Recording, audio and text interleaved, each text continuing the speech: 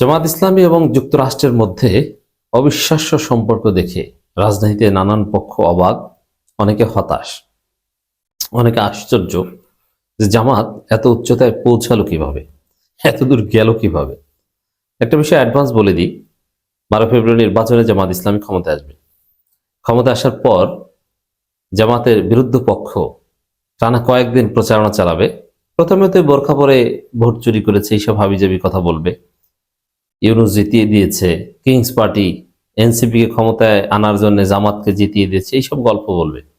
তারপরে বলবে যে যুক্তরাষ্ট্র, আমেরিকা জামাতকে ক্ষমতা এনে দিয়েছে।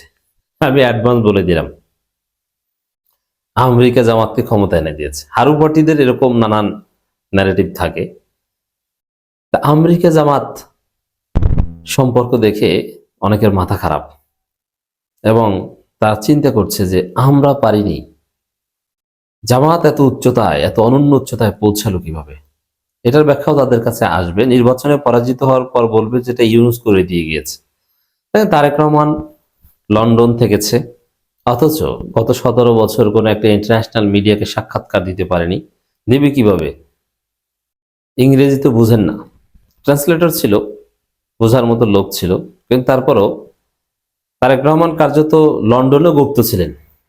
লন্ডনে গুপ্ত না থাকলে, গুপ্ত বাংলাদেশ থেকে যে মুসলেকা দিয়ে বিমানবন্দর থেকে পালায় সেই হচ্ছে বড় গুপ্ত। আর গুপ্ত হলো, এটা হচ্ছে গুপ্তের সংজ্ঞা, যে মুসলেকা দিয়ে পালায় সেই গুপ্ত নেতা।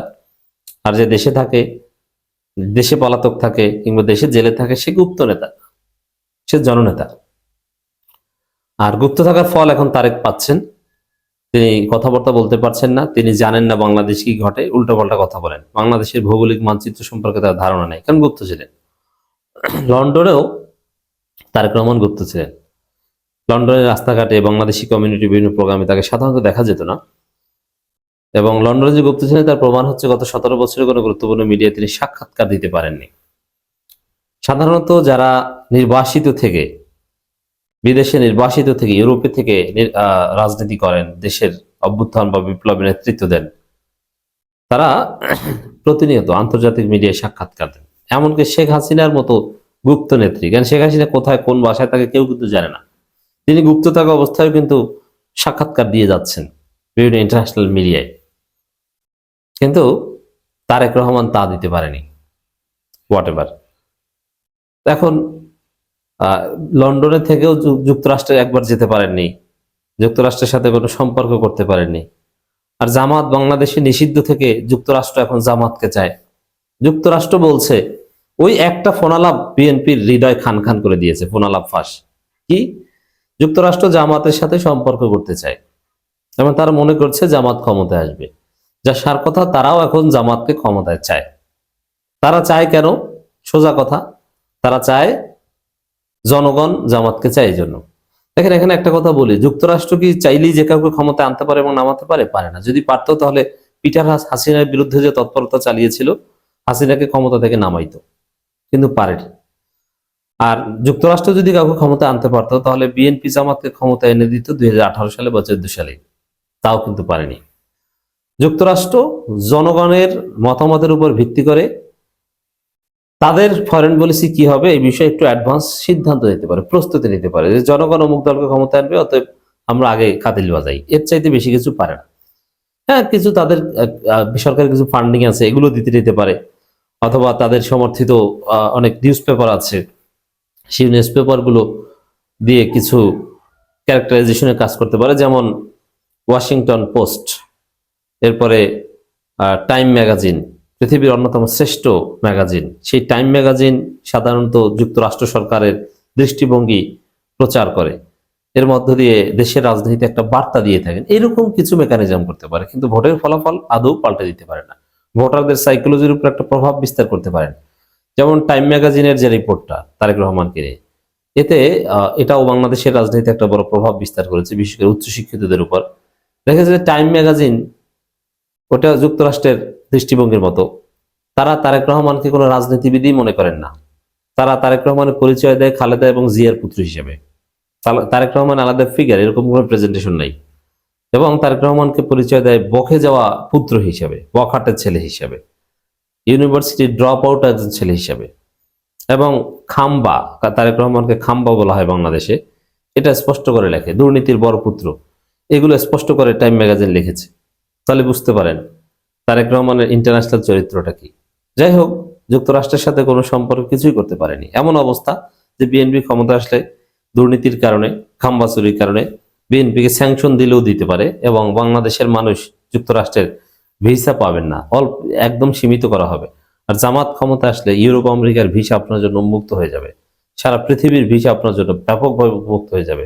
বাংলাদেশ থেকে হাজারো লক্ষ মানুষ আমেরিকা যাবে জামাত ক্ষমতায় আসলে। Just wait and C.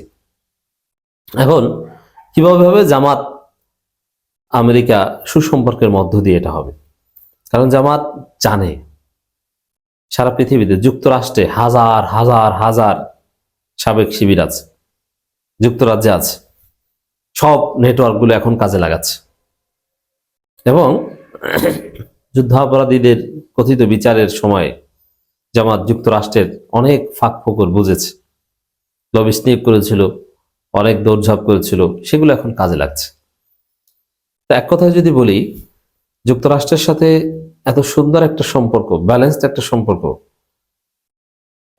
চীনের সাথে সম্পর্ক কাজে লাগাতে পারছে, গড়ে তুলতে পারছে, এটা বিএনপি কিছুতেই পারবে না। এই সক্ষমতায় বিএনপি নেই। জামায়াতের যে সক্ষমতা, ক্যাপাসিটি, বিএনপির সক্ষমতা তার অর্ধেকও নেই, যার ফলে এখন তারা হিংসা করছে। এখন জামাত বিরোধী একটা শক্তি চরমোনাই, তারা জামাতের বিরুদ্ধে লেগেছে। এটা একটা মজার আলাপ কি, যারা গোপনে আমেরিকা ভারতের সাথে বৈঠক করে তাদের মাধ্যমে দেশে শান্তি আসবে না। দেখেন, এটা প্রচার করে আরো জামাতের ভোট বাড়ায়। যারা পীর সাহেব চরমোনাই এই কথা বলছেন, আমেরিকার সাথে বৈঠক করে গোপনে, কে একটু বলেন তো? আমেরিকার সাথেও না, ভারতের সাথেও না, কারোর সাথে জামাতের কোনো গোপন বৈঠক হয়নি।